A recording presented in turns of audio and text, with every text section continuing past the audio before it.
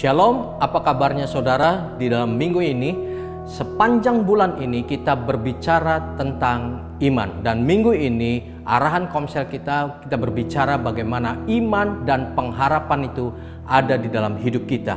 Di dalam Ibrani 11 ayat 31 ada seorang tokoh iman yang berbicara bagaimana dia berharap kepada Tuhan.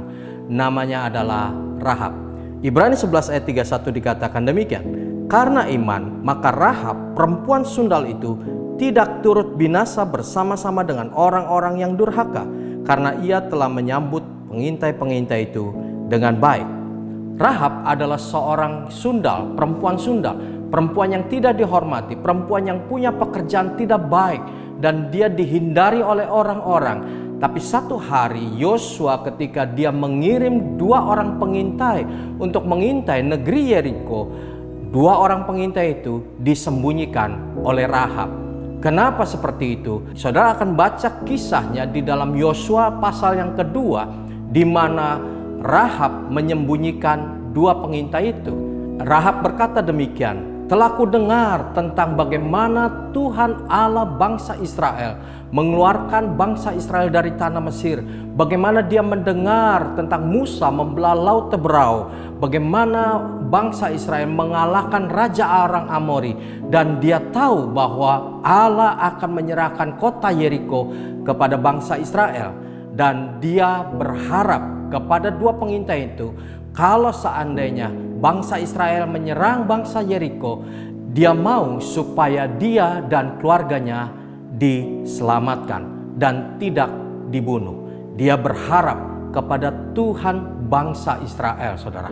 Saudara, dari pelajaran ini, saudara, kita memperhatikan ada beberapa hal bahwa Rahab percaya, Rahab punya pengharapan kepada Tuhan. Selanjutnya, saudara, Tuhan tidak pernah melihat latar belakang hidup Rahab.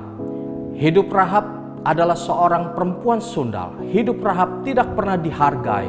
Hidup Rahab tidak pernah dihormati. Tetapi Tuhan tidak melihat latar belakang daripada hidup Rahab ini. Ketika dia percaya kepada Tuhan, ketika dia punya pengharapan kepada Tuhan, dan akhirnya Rahab dan sekeluarganya diselamatkan oleh Tuhan. Hari ini saudara, apakah saudara juga punya latar belakang yang tidak baik? Latar belakang yang mungkin orang-orang meremehkan saudara. Latar belakang di mana orang-orang tidak menghargai saudara. Ingatlah bahwa Tuhan tidak pernah melihat latar belakang hidup saudara. Tuhan memilih saudara bukan karena latar belakang hidup saudara, tetapi Tuhan memilih saudara karena kasih-Nya yang begitu besar terhadap hidup saudara.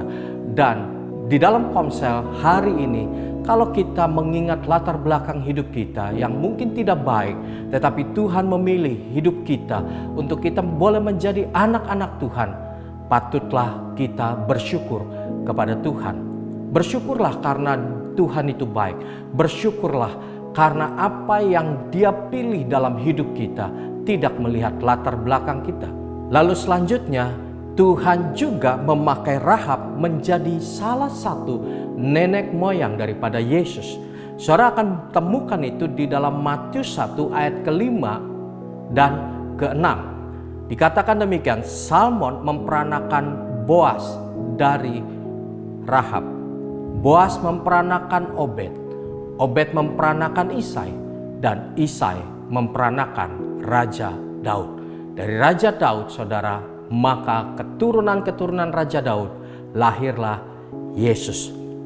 Rahab dipakai oleh Tuhan untuk menjadi salah seorang nenek moyang daripada Raja Daud, nenek moyang daripada Yesus. Saya teringat akan sebuah ayat di dalam Efesus 2 ayat yang ke-10. Dikatakan demikian, karena kita ini buatan Allah, diciptakan dalam Kristus Yesus untuk melakukan pekerjaan baik yang dipersiapkan Allah sebelumnya. Ia mau supaya kita hidup di dalamnya. Tuhan sudah memakai Rahab, seorang perempuan sundal, seorang yang tidak punya pengharapan, tetapi dia berharap kepada Tuhan. Seorang yang tidak dihargai, seorang yang tidak dihormati. Tuhan memakai Rahab. Demikian juga Tuhan hendak memakai hidup saudara untuk menjadi alat kemuliaan-Nya. Efesus 2 berkata bahwa kita ini buatan Tuhan. Wow, sungguh luar biasa karena kita ini diciptakan langsung dari Tuhan. Bukan cuma itu, Dia mempersiapkan pekerjaan yang baik yang sudah dipersiapkan sebelumnya, saudara. Dan bagaimana hidup kita bisa menggenapi rencana Tuhan. Bagaimana pekerjaan yang baik itu terus ada di dalam hidup kita. Ia mau, Tuhan mau, supaya kita hidup di dalamnya. Jadi saudara, bagaimana caranya supaya kita hidup di dalam rencana Tuhan dan dipakai Tuhan? Hiduplah di dalamnya. Hiduplah di dalam firman. 3 hal ini yang akan kita diskusikan di dalam komsel kita. Yang pertama adalah apakah kita masih punya iman dan pengharapan kepada Tuhan. Yang kedua, bersyukurlah kepada Tuhan karena Tuhan tidak memilih kita karena latar belakang kita. Dan yang ketiga, maukah kita hidup di dalamnya, hidup di dalam firman-Nya. Saudara bisa diskusikan 3 hal ini dan kiranya ini boleh menjadi berkat bagi Bapak Ibu Saudara sekalian. Tuhan Yesus memberkati saudara.